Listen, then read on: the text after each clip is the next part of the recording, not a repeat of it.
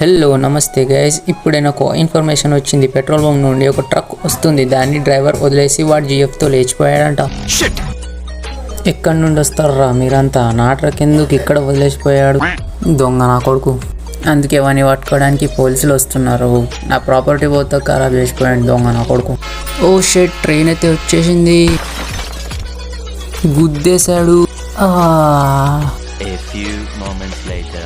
So అప్పుడే police వాళ్ళకు information వస్తుంది. పోలీసు వాళ్ళు అక్కడికి వస్తారు. ట్రైన్ వెనకాలే ఈ చింగం చేతుల్లో నుండి తప్పించుకోవడం పాసిబుల్, చెప్పాను కదా పాసిబుల్ అంటూ అక్కడికి వచ్చేస్తారు. ఇక లేట్ చేయకుండా ట్రైన్ మీదకి అయితే ఎక్కేస్తారు.